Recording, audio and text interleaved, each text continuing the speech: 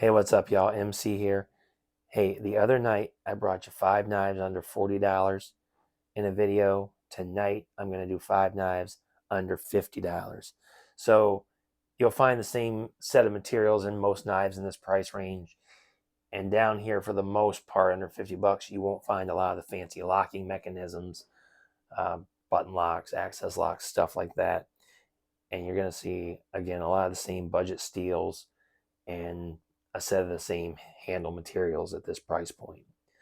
But I'm still going to go ahead and show them to you. 550, I think you'll like. This is the QSP Leopard. Now, my particular version is kind of a gray micarta and 14C 28N. There are some different flavors of this. He's a liner lock. It's kind of cool, though. He's got jimping on the inside of that liner instead of on the front. That's kind of different. The pocket clip is not reversible. There is a lanyard hole. There is a little jimping back here. You need to get to that. And a little jimping on the flipper tab. Okay. He's a lightweight knife. Kind of skinny for me, but the only form of deployment is that flipper tab. But it does work nicely. Feels like he'd be okay. Quality's pretty good. It's QSP, so you can't really beat them usually in this budget range. They're hard to top. This is the QSP Leopard. Again, it's 14C28N and micarta, and he's about $48. Okay. Next up, this looks like a fifth pocket knife, but in reality, it's kind of heavy and it's kind of chunky. Now, you might still be able to get it to work that way, but I don't know. This is the TWOSUN TS 314. Also, if anyone from Tucson's watching, name your stinking knives, man. The number stuff is garbage. Name your knives. I don't care what you call it. Looks like a bird. Call it something that has to do with a bird. Give me a break, y'all. Anyway, sorry. 14C28N on the blade. Flipper tab. He has a liner lock. Pocket clip is not reversible. So a couple weird things. That's a pretty fancy standoff compared to the other two. So maybe they want you to use that for a lanyard post, but also, I don't know if I can show it. See that little cutout? They did that on both sides of the steel liners, so it almost leads me to think they were going to put a lanyard hole here and didn't, or changed their mind. I didn't even bother to check if other ones online had it, so maybe they changed their mind for whatever reason. These are resin scales. I think this is the only resin knife I have. That's kind of grippy. That's super smooth. Okay. Like I said, pocket clip's not reversible. Flipper tab works really nice. Really nice access to the liner lock. Again, it kind of looks like a fifth pocket knife, but because of the chunk of it, because of the weight of it, I wouldn't use it that way, but you might be different. You might have bigger pockets than me or a better tolerance for that. I can get my finger into that little flick hole, but I really can't get it that way. My fingers are chubby, though. That flipper tab works perfectly, but it is a nice little knife. The quality's there. I think TWOSUN always delivers, especially in their budget price range. Again, this is the TWOSUN TS 314, and he's right at 50 bucks, $49. I found mine on Amazon, and they might still be on White Mountain too, and you might be able to get them a little cheaper on White Mountain actually. Next up, the CJRB Maileah. This is the bigger version of the Malaya, which I don't have. The Malaya is a great little fifth pocket knife, and this is just the larger version of it, designed by Swags. It's CJRB. CJRB originally, I think, was supposed to be the budget company for artisan cutlery, but now they have a lot of knives in a really similar price range. They use the same materials. They both have budget knives. They both have premium knives. So I don't really know what the deal is. But anyway, they both are on the same website. They work under the same parent company of artisan cutlery. So there's a little lesson, I guess. But this is the CJRB Maileah. Now, it's Artisan Cutlery's proprietary AR, what is it? AR-RPM 9 steel. That's what it is. It's a stainless steel, and AR-RPM 9 is supposed to be a stainless version of D2 with a few improvements. Okay, my scales are G10. The pocket clip is reversible. Got a really cool little back spacer with a cutout for a lanyard in there. The pop of color is nice on the thumb stud and the pivot collar. This thumb stud just works perfect, man. It snaps right open. It does have a front flipper, which is not really my strong suit, but I can get it.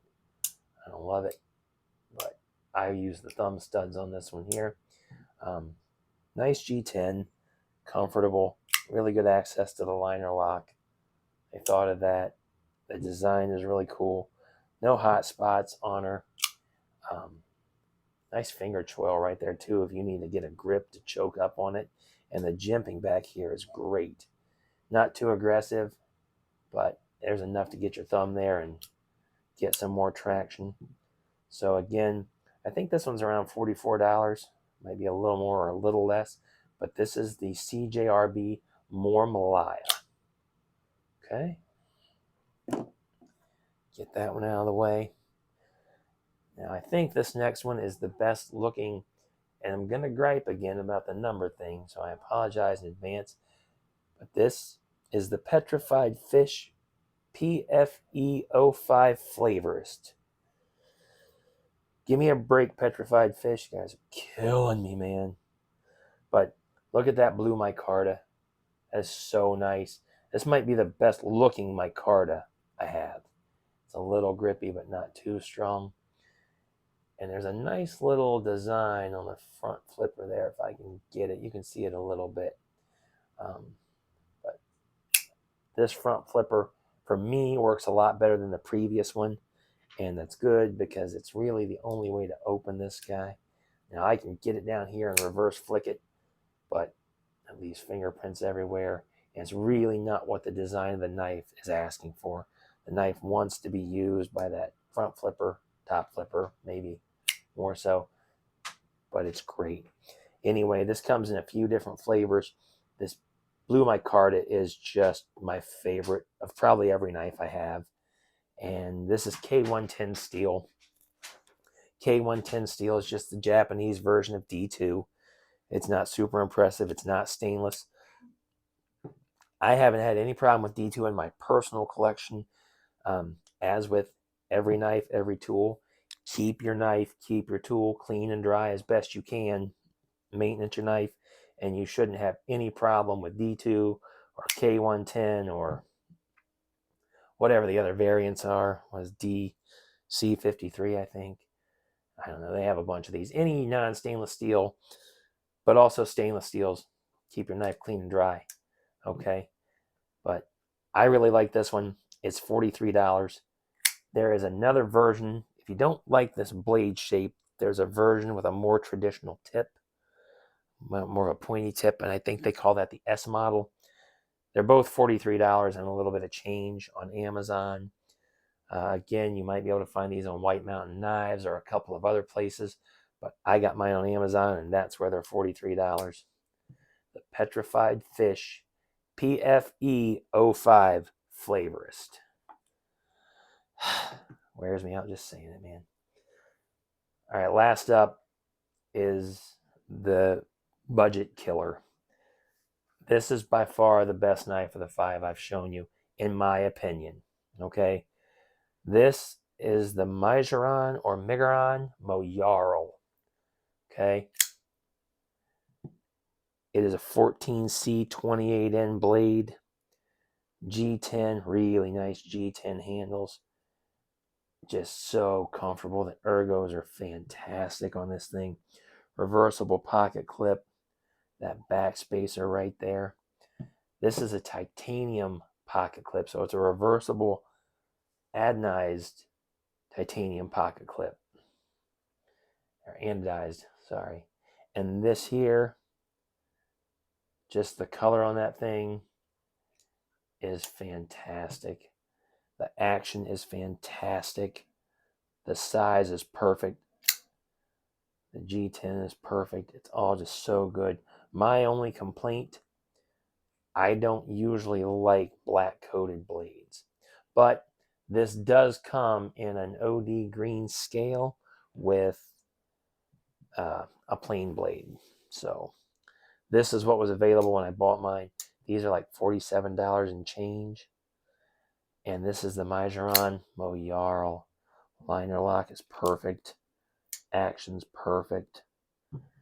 There's really nothing. I wouldn't even know what to say. I could gripe about something stupid, but I wouldn't even know what to say to tell you as a good reason not to get this knife. The only gripe I do have is, of course, being a black coated blade. Once you start cutting on it, of course, you're going to scratch it. And on a black coated blade, scratches are going to show. Okay, so that's my only gripe here, but that's preference. That's not even a complaint. That's a preference. Okay, so right here at 47, we'll call it $48. We've got the Meijeron MOYRL. Right here at about 45 bucks, we've got the CJRB Malaya. Okay, line those up for you. Right here at about $43, we've got the Petrified Fish PFE 05 Flavorist. You hear what I have to do for you guys, Petrified Fish? Over here, we have got the Tucson TS 314. And I'm going to line these up a little differently. And we've got the QSP Leopard. Okay. So those are my 5 under 50. I think they're all great knives. This one's not really my style, but if you like the style, it's QSP, and QSP is excellent. I mean, their quality is always good, so you won't have any problems, especially these 4 are stainless. This one's not. But once again, as long as you're not out in the swamp or something and you're going to keep your knife clean and dry like you should, you won't have any problems with D2 either, okay? Thank you guys for watching. I am still working on getting better at this, so if you have any feedback for me, I would love to hear it, and I hope y'all are having a great night.